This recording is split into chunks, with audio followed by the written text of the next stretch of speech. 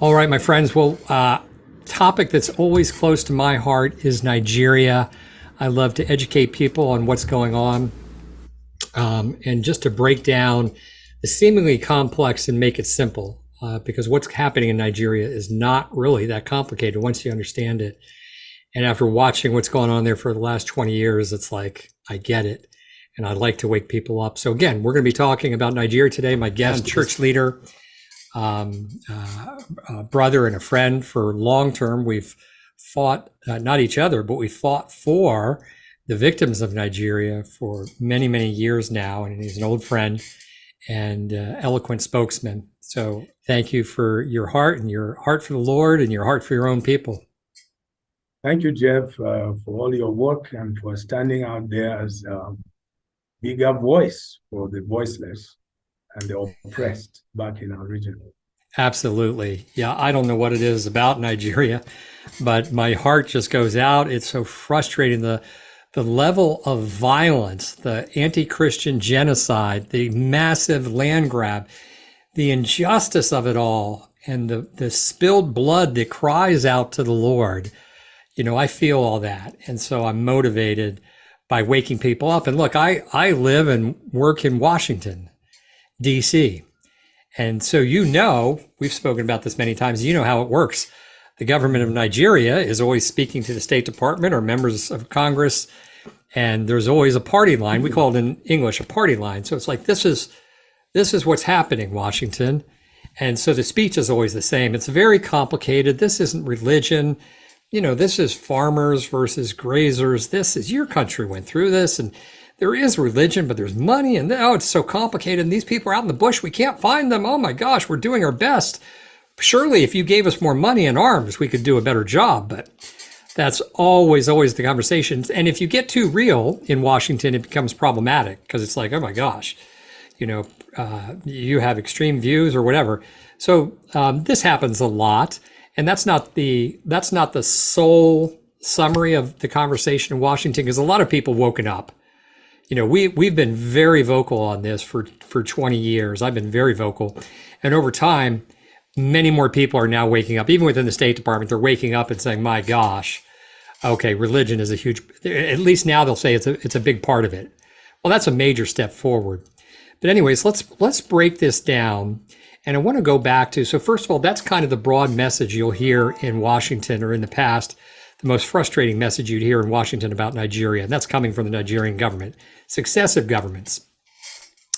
But if you break down, there's this argument that there are Fulanis that are grazers. They're migratory. They have cattle and they're migratory, and they go from area to area with their cattle. And then Christians are farmers, and there's a natural conflict set up there because the grazers come in and eat up the farmers' crops. Now, that's existed for hundreds of years. Those two groups have coexisted for hundreds of years, and up until 20 years ago, it was all fine. So there's frustration, but there's a system worked out. So if the men with the cattle come in and they eat crops, we need to work out a deal. I need to repay you for the damage. And we have community and we stick together, and we're not drawing knives and killing each other. What happened 20 years ago that changed all this? Well, it began like an intent to have control politically. Who's trying to get control? Of course, the Muslim. Okay. All right. The Muslim groups felt they needed to have a more control and to have a say in matters that affect the community where they live. Okay. All right.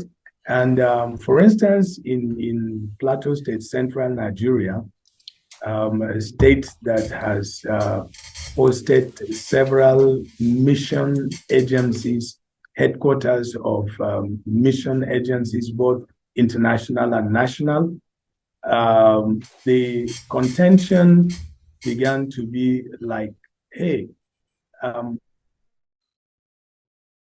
increasing, that's the Muslims now. Our number is increasing, especially in the headquarters of the state. So we need to be able to have some reasonable control over political affairs in the state. But it was coming from the angle of, but religious. So the combination of ethnic and religion, but from the predominantly Hausa, predominantly Muslim group. Yeah. Now, just like you said earlier, up until then, the Fulanis that, of course, they are majority Muslims who had settled in some of these rural farming communities to have some space for raising their animals, we're now brought into to be an ally to drive the demands of the Hausas and the Muslims. So that was how it began to metamorphose. All right, in central Nigeria, using Plateau State as an example. So the increasing demand for control, for domination, and then it began to cascade into violent attacks, because it started in the city of Jos that is predominantly Christian, and it was a move that was strongly driven by the Muslims. So that's the foundation of the last 2 decades, how it began, and of course it has gone worse. It has gone worse, and it has snowballed to several other communities. Okay, and let me ping you with a couple of questions here to try to get some clarity. So first of all, Plateau State is Middle Belt? Yes, it's Middle Belt, central Nigeria. Okay. I use that as an example to now say that, then the trend moved to Northeast. All right? Yeah. Moved to Northeast. And of course, the state of Borno and Adamawa, those states share boundary with Chad Republic, as well as Cameroon. But the northern part of Cameroon is mostly dominated by Muslims. Yeah. All right. So then the pressure began to come from that axis. Again, a militant group began like a political pressure group. But of course, for them to mobilize, they need to attach the religious component to it. Yeah. All right. So that they can draw the sympathy of fellow Muslims from other areas to join in and move, advance their cause. Okay. So religion became a very key component for mobilization and to advance what looks like a demand for political control. Yeah. All right. And then so in the Northeast, it happened a lot because the first victims were Christians in the Northeast. So if it didn't have anything to do with religion, why was it that the Christians were the first victims of the outrage of the group? Because they now descended on their habitats, on their villages, their communities, their churches, institutions that were established by missionaries were attacked and destroyed. So not just farms, schools, no. Of hospitals, course, churches. absolutely. Yes. You know, schools, hospitals, churches, and all that. And then And especially that those institutions established or linked with missionaries. Yes. absolutely, Yeah. absolutely. That screams Yes. religious conflict. Yeah. Yes. So how do you explain that outrage, that outburst of religious extremism in the Yeah. Northeast, if it were not targeting Christians particularly? Yeah. Yeah, so Christians were definitely targeted in those attacks because you had hundreds of thousands of churches and all those mission established institutions destroyed. Apart from homes of Christians, they were displaced. You know, over 1 million, close to 2 million Christians in the Northeast, all right, were displaced through the attack of Boko Haram. And were those farmers or were they more urban dwellers or both? They were mostly farmers Okay. and rural dwellers. Yeah. Okay. They were mostly farmers and rural dwellers because the attackers went right to the communities of these predominantly Christians. Yeah. And destroyed their and we're going to get into their means of livelihood and all that. Yeah. And we're going to get into the players, but when we're talking about the Northeast, this was in the days where it was primarily Boko. Is that right? Oh yeah. Right. I touched on the how Boko started and how they pushed their expansion, of course, using the Islamic religion as the force behind what. Yeah. It broke up there, but I think we got it. So it was Boko. Okay. So this is great. So starts in Jos, very Christian area, moves to the Northeast.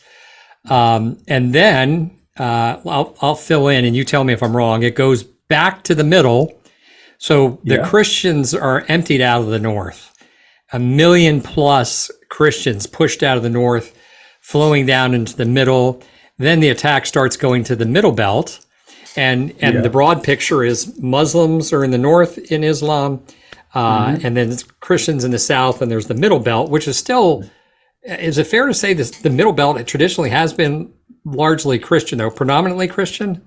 Yes, definitely it is. Right. Definitely it so is. Now the attack moved down into the middle, and all the middle belt is aflame, and the numbers keep going up. Massive, massive numbers of Christian farmers pushed out.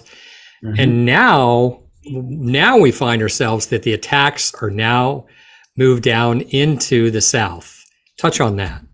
Yeah. Initially, because I think the government just wanted to drive a certain narrative of a farmer-header clash. Yeah. All right? Yep.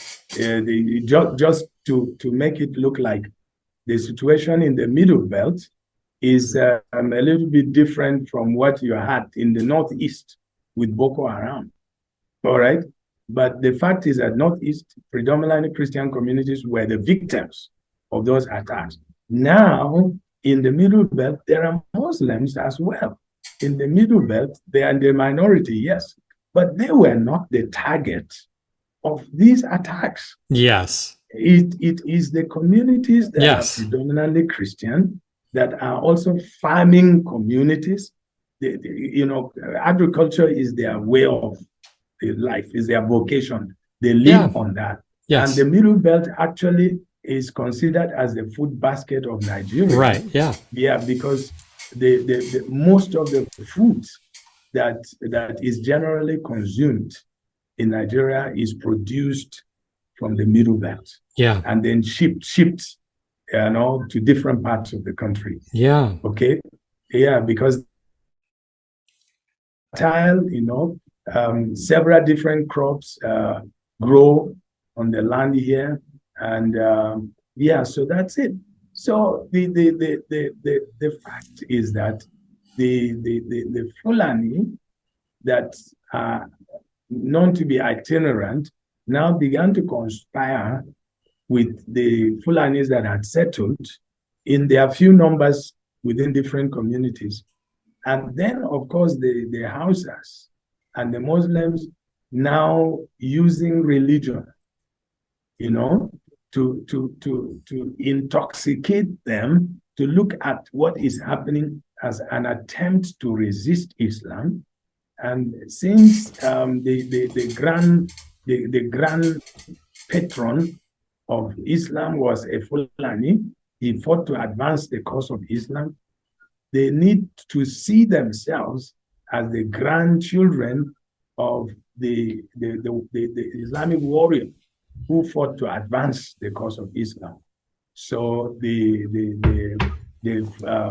Fulanis bought that, all right, and then the local ones started harboring the ones that are itinerant, that came from elsewhere, and they now began to, populate the communities where the Fulanis had settled, and constitute themselves into some terror elements and cells.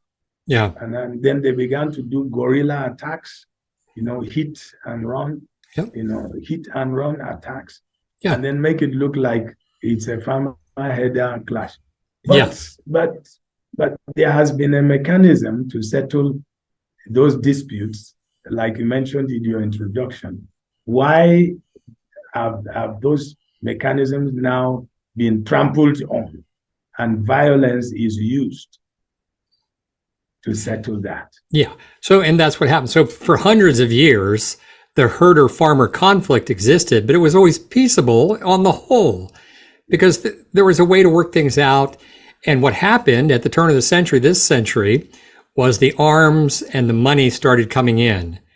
So they were militarized, and they brought in, they said this is a religious crusade. So as I think you've established, look, who was attacked? Who are the victims? Overwhelmingly, Christians, Christian organizations, Christian institutions, especially those connected with the missionaries. So I think it's obvious that's what changed. And the players, let's just briefly touch on the players and the money, and then we'll probably close out this section and start up another one. But if I want you to talk about the money. So anytime there's a conflict, you want to follow the money and say, where's the money coming from? And then I'm going to quickly define the players as I understand it. And I want you to correct me if I'm wrong and offer any insight. But first of all, with the players, it started with Boko Haram, armed radical Islamist terror group in the north. And then it becomes a much broader thing with the Fulanis. Now, they are also Muslim. And then now in more recent years, we've had another group come in, and I'm trying to think of the acronym. It's ISWAP, the Islamic State of West Africa. Yeah. But what's the common denominator? These are all Muslim groups, radical groups. And by the way, here's a laugher. So in Washington, it's like, don't say Fulanis, because there's many good Fulanis. Well, of course. But the Fulanis are part and parcel of this thing and wholly invested in it overall. And someone needs to say that. That's where I've been ringing the bell. So first of all, those are the players. A lot of money. The word always is the money was originally coming from the Gulf, from Saudi and the Gulf. And what happened is now we're seeing these armed players and the arms and the fighters, regional fighters, coming in from the north and filtering down into the south. Do you feel like I got that right, or would you like to add anything to that? Well, you're absolutely right, because before these conflicts escalated, there had been rumors, all right? Rumors flying in that weapons were being stockpiled, and it was Muslims that were funding the stockpile of the weapons in the north, far north, all right? So those rumors had been coming in because the conflict had now been christened religion, and the Muslims had indoctrinated their fellows, their adherents, to see it as a religious conflict that they must give their best to fight and to win so that they can gain control and establish, the rule of Islam in these areas. And so they use that narrative and, of course, made a call to Muslims around the world to support their cause. We have had, leaked minutes of meetings in the past that had been circulated, where they called faithful Islamic adherents who were jealous of advancing the cause of Islam to contribute to the crusade, because that was what was before them as far as the situation in Nigeria was concerned. Yeah. So the funders definitely must have been from outside the country, of course, collaborating with some within the country, because you have to find where to keep the funds or to keep the arms until your militia is ready to begin to use that to advance the cause of the religion. Mm-hmm. So definitely, and in any case, there were times that the radical groups here had also, mentioned who they collaborate with outside. They have mentioned the ISWAP. They have mentioned, of course, the other channels where funds come in. And so they did not even hide that, because it became like a matter of pride to them. Yeah. But the whole thing was... Because it's a religious crusade. So we're exactly. definitely going to take pride in that. Yeah. So and in some of the villages, they now violently attacked.